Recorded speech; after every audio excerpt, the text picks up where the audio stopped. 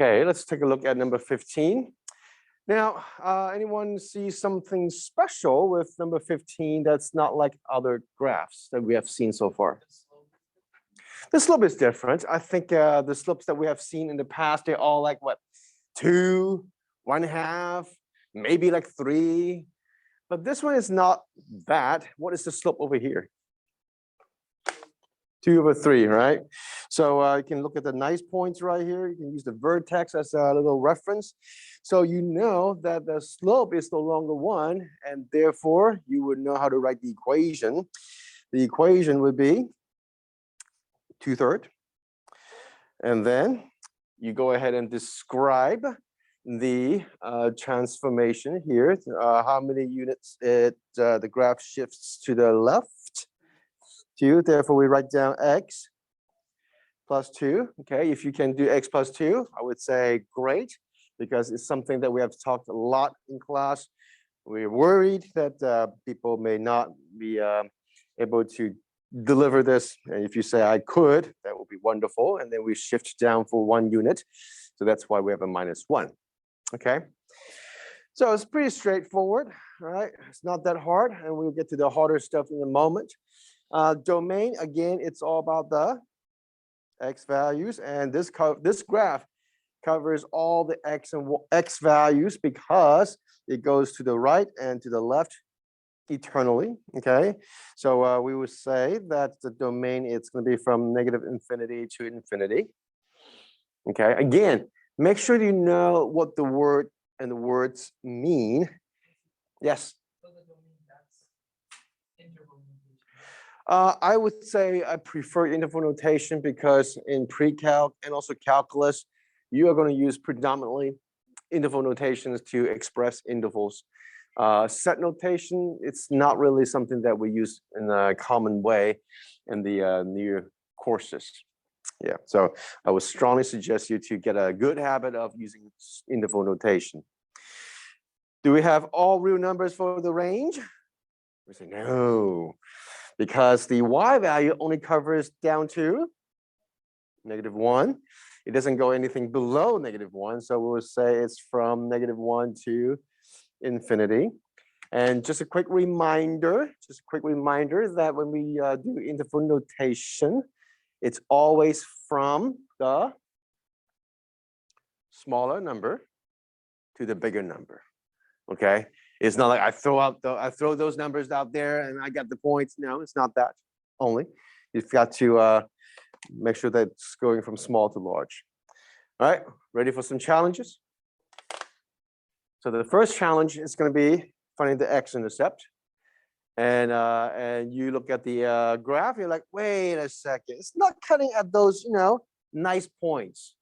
So do I estimate or do I actually calculate? Now, I would say that if you can visualize it, you don't have to really estimate, you can actually tell. Can you tell the coordinate right here? That's -1/2, right? Now, how sure can we be to say that this is -1/2? Well, how many units from here to here? 3. And the x-intercept is seemingly the midpoint, right? So that means this x-intercept right here to the right must be 1.5 units away from -2. So you think about what's 1.5 units away from -2, and that is -0.5.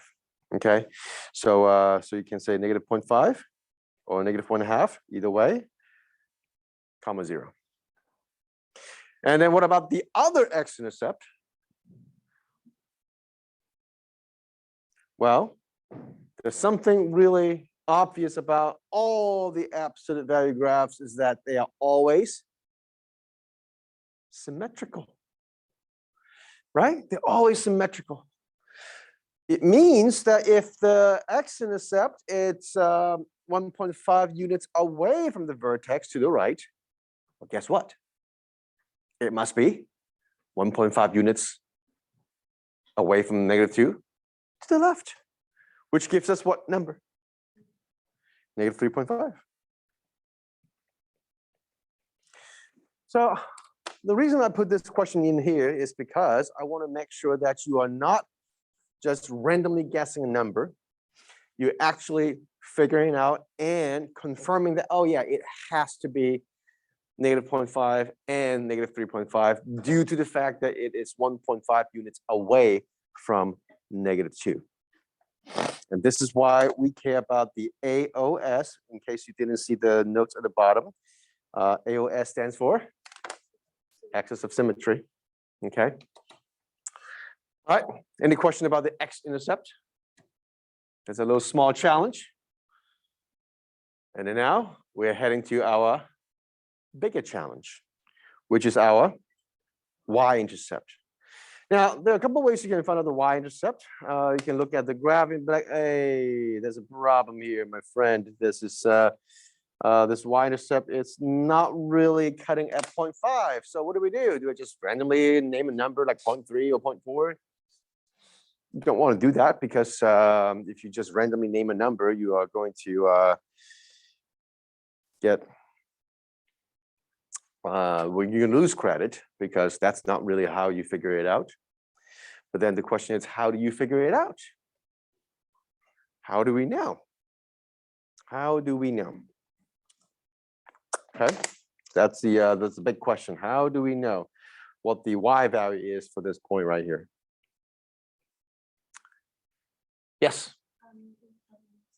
Yes. Okay, so that's one easy way, because one thing that you know for sure already is that for y-intercept, well, you know x is going to be 0, right? That's a fact for any y-intercept. So I know from Algebra 1, your teacher probably asked you to memorize it. I memorized it, and I always got these two confused. Until one day I was like, wait a second. What is true for all y-intercepts? For any graphs? The x value is 0. And that means you can put in 0 to x. You don't have to memorize it. Like, it's kind of stupid that some teachers will ask you to memorize it. And I'm like, just open your eyes. So x is 0. And we say, all right, that's easy. So you just have absolute value of 2. Oops, sorry. Absolute value of 2, it's 2. So you have 4 over 3 minus 1, which is simply 1/3. There's no estimating. It is a very confirmed number. It's 1/3. So that's one way. It's a very convenient way to find it. Okay, that's really good. Now, that's another way to do it too.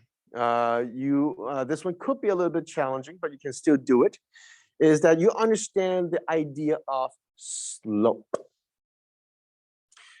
Well, if you understand slope, slope is 2/3, right? That means for every unit you go to the right, it goes up by 2/3. So that means this point right here, it's going to be 2/3 away from -1. So that would be -1/3.